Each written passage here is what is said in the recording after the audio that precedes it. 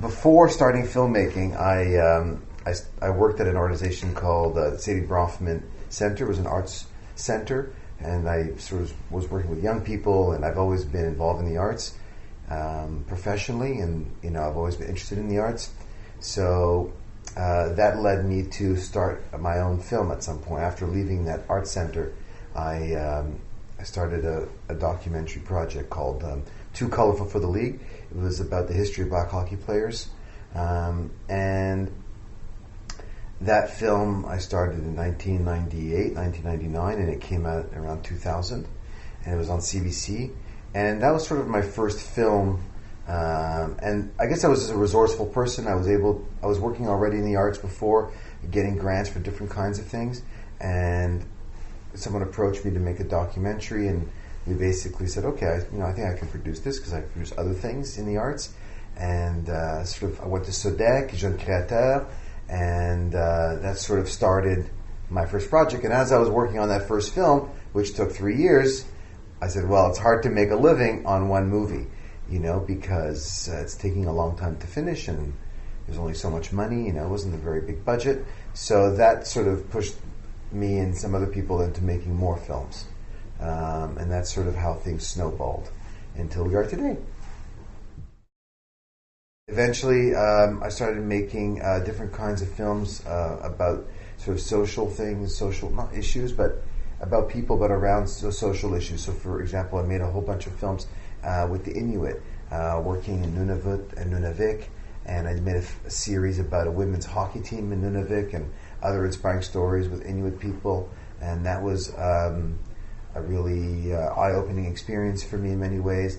And then I made this film called Falafelism, and it was a film about food and politics in the Middle East, and looking at, essentially through the window of the falafel, dish that is shared by, Arabs and Jews alike, how can it maybe open up another kind of conversation outside of, the usual.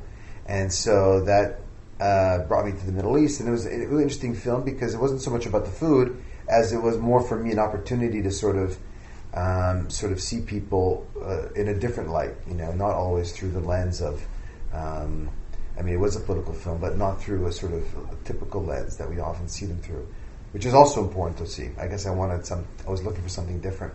And that idea of then looking into food got me thinking about food in general, and sometimes that happens where you sort of one film leads to another film idea, and these things happen usually organically, and I just organically thought, what's the issue with food? Well, there are all kinds of issues with food. A lot of it has to do with the fact that what we grow here affects people on the other side of the world, and what people do over there affects us here. And also, sort of questioning, where does our food come from? And then started thinking about farmers as characters, and realizing that, these are people who grow our food. Without them, we couldn't even survive. And sort of thinking about them as sort of as characters I had seen in many films, but maybe I felt like I hadn't seen them in the kind of way I saw them in my head, as just people who just, sort of very hardworking kinds of people. Usually the food films I saw were always very issue-oriented. You shouldn't do this, you should do that, this is the way things work, and that's good, but I'm less interested in sort of films that are things that you can find on the internet as far as information.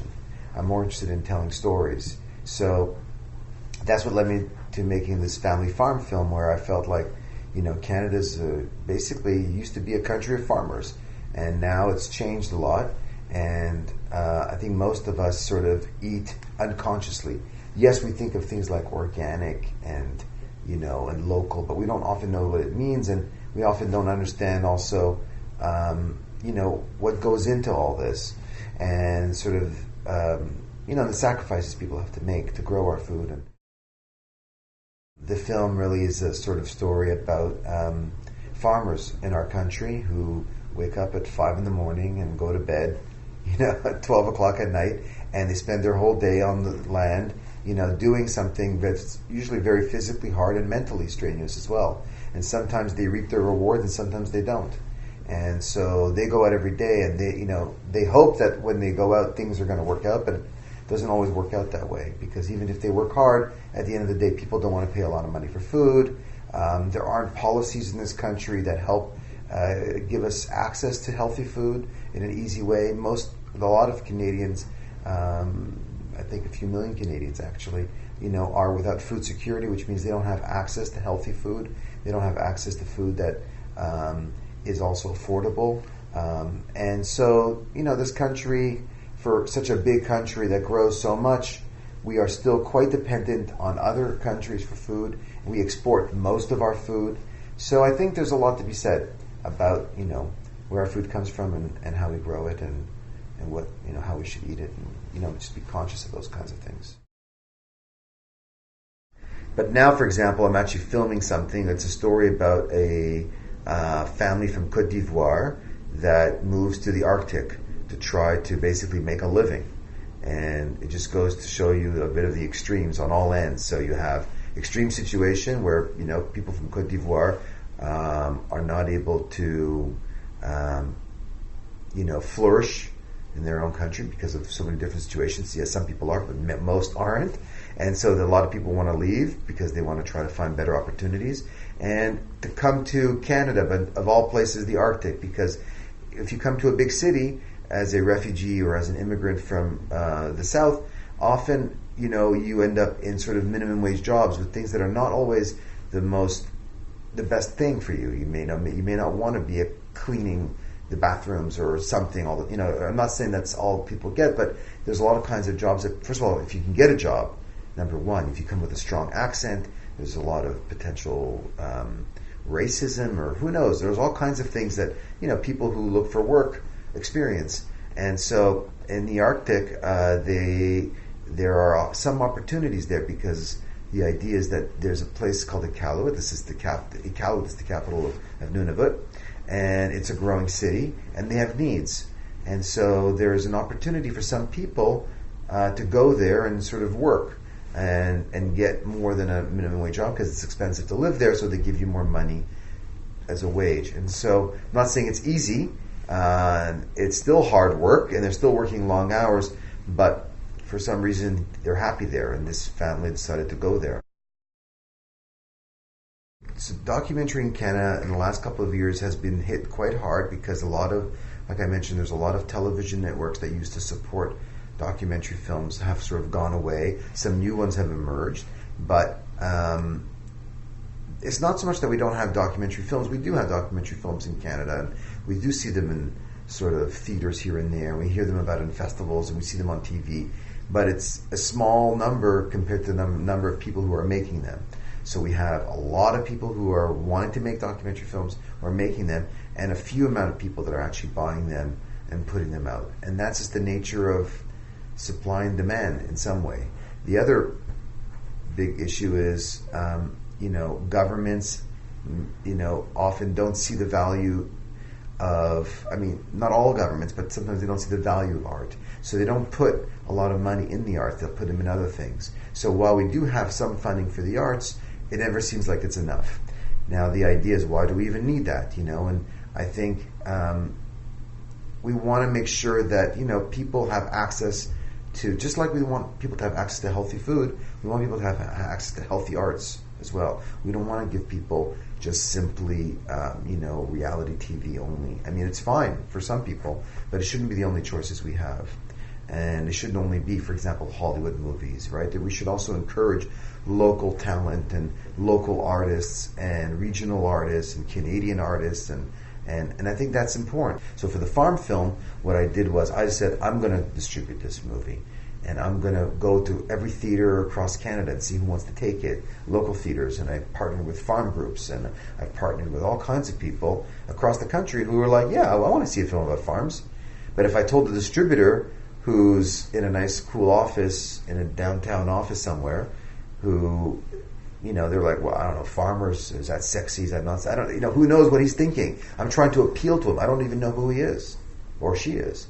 And that's what we're doing when we're selling a movie. We're appealing to someone's personal interest or what they think people might want to see. But I want to speak to the people who really want to see it, which are people in rural communities or people in cities who care about food, or so there are people who want to see this movie. And so you have to find the people who are going to ally yourself with. Now, it doesn't mean I'm making money off those. So I am film is being seen around the country. Lots of groups are forming. It's getting out there. And it's on television, and we have a website and so forth. But I think, it's still, in terms of money-wise, it's still limited. So there's two things with distribution. There's like exposure and there's money. And sometimes, as a filmmaker, we have to care more about exposure. Let as many people see it as possible.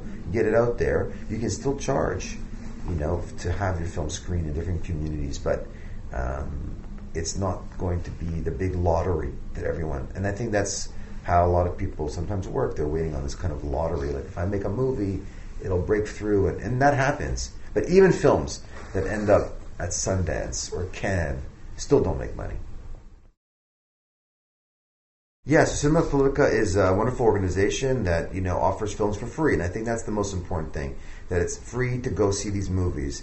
And not any movie. I think movies that are, challenging the status quo, films that are about, the marginalized, films that are about, sort of enlightenment in a way, films about politics, art, you name it. So I think, films that make us sort of, feel something, and feel something that we need to feel, hopefully, and, and connect with us. Now, what I like about it is that it's available to people, so people can come and see it and be inspired by it, and they don't need to sort of pay for it. And I think that idea is by donation is a really good idea, because it makes it accessible to anyone.